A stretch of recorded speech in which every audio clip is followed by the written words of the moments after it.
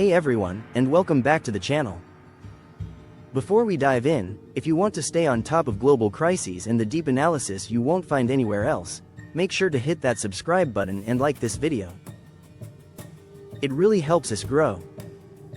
Last night in the heart of India, something terrifying happened. A peaceful evening in one of the world's most crowded cities was shattered by a massive explosion. But what exactly caused this blast? Was it a tragic accident or a deliberate act of terror? And if it was an attack, who was behind it? Most importantly, in a region already simmering with tension, what does this mean for the future? These are the critical questions we're going to tackle today. The explosion. A detailed account. Let's first break down exactly what we know happened. On the evening of Monday, November 10, 2025, a powerful explosion ripped through a crowded area near one of India's most iconic and symbolic landmarks, the 17th-century Red Fort in Old Delhi. The area was packed with tourists, locals, and street vendors, a typical bustling scene in the capital.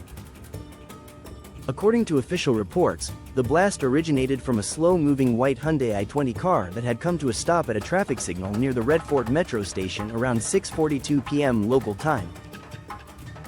The explosion was so powerful that it instantly turned the vehicle into a fireball, setting at least 6 other vehicles and 3 auto rickshaws ablaze. The human cost was devastating. Initial reports confirmed at least 8 fatalities, though some news agencies later revised the death toll to 9 or 10. More than 30 people were badly injured, with a doctor at the local Lal Quila Hospital stating that many were not in a position of recovering. The scene was one of pure chaos and horror. One witness, Om Prakash Gupta, told the Associated Press, "I rushed out with my children and saw several vehicles on fire, body parts all over." An ambulance driver gave a similarly harrowing account, stating, "The bodies were in parts, and we had to pick different parts and bring them back in the ambulances." The immediate aftermath saw a massive emergency response, with fire crews arriving to extinguish the blaze and survivors being rushed to nearby hospitals. Critical analysis. What type of blast was this? Now, let's move into the critical analysis. In the immediate hours after the blast, Indian Home Minister Amit Shah stated that authorities were exploring all possibilities. However, the investigation quickly took a serious turn. Multiple major news outlets, including Al Jazeera and CNN, reported that the Delhi police had registered the case under India's stringent anti-terror law, the Unlawful Activities Prevention Act, UAPA. This is a crucial detail. It signals that the authorities are strongly leaning towards this being a deliberate act of terrorism rather than an accidental explosion. So, what are the possibilities? The first and most prominent theory is a deliberate car bomb attack. The specific details, an explosion contained within a vehicle at a strategic, crowded choke point, point towards a sophisticated and intentional act designed to cause maximum carnage and fear. Forensic analysis will be determining the exact composition of the explosive, with initial suspicions pointing towards high-end materials. The other, less likely possibility is some form of catastrophic accidental explosion, perhaps from hazardous materials being transported in the vehicle. However, the swift invocation of the anti-terror law and the high-profile nature of the target make this possibility increasingly remote. The location itself is a statement. The Red Fort isn't just a tourist spot, it's a profound national symbol where Indian prime ministers deliver their annual Independence Day speeches. Targeting it is an attack on the very heart of the Indian state. The million-dollar question: who is responsible? This leads us to the most critical and dangerous question: who is responsible? Whenever a major attack occurs on Indian soil, the investigation's shadow almost invariably falls towards Pakistan-based militant groups. This isn't just speculation, it's a pattern born from a long and bloody history of conflict. To understand this, we need to look at a very recent precedent. Just 6 months earlier, in May 2025, India and Pakistan engaged in a brief but intense 4-day armed conflict. That conflict was triggered by a terrorist attack in Pahalgam, in Indian-administered Kashmir, on April 22, 2025, which killed 26 civilians. India blamed that attack on Pakistan-based groups Lashkar-e-Taiba and Jaish-e-Mohammed.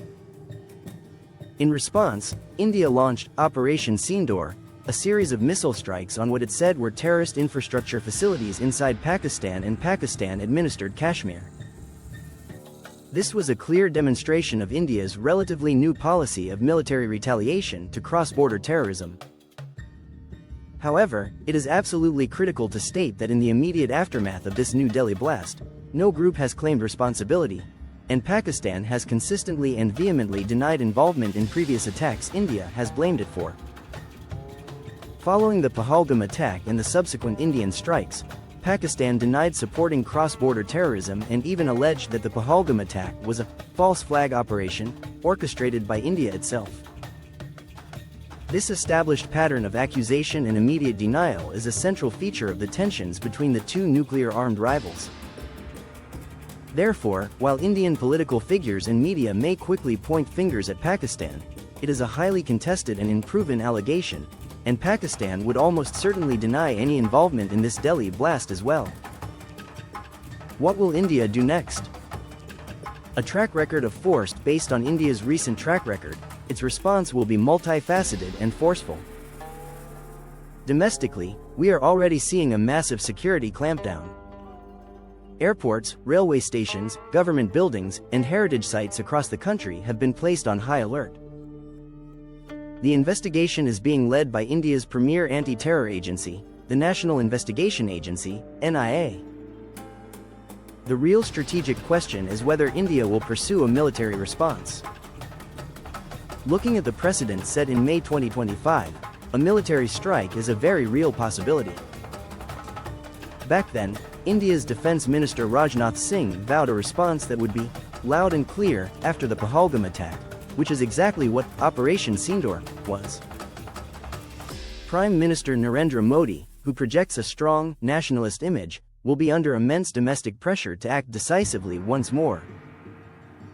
A calibrated military strike against suspected terror camps, similar to the May 2025 operations, is a strong possibility.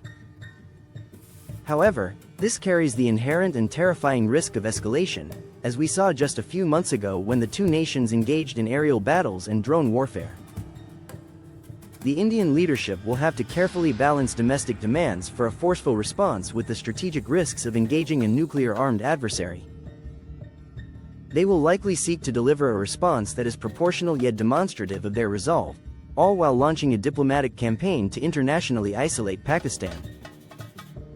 Conclusion: the New Delhi explosion is more than a tragic loss of life. It is a severe security challenge and a potential geopolitical flashpoint.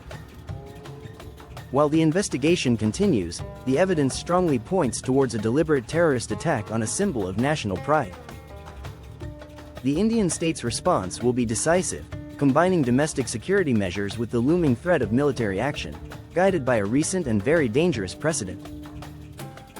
The shadow of past conflicts means the entire region now holds its breath, waiting to see how the Indian government will choose to deliver its next message. What do you think India should do? And how do you see this affecting the already fragile stability in South Asia? Let me know your thoughts in the comments below. If you found this deep dive insightful, please give this video a thumbs up, share it with someone who needs to understand this crisis, and subscribe to the channel for more unbiased, critical analysis. Thanks for watching.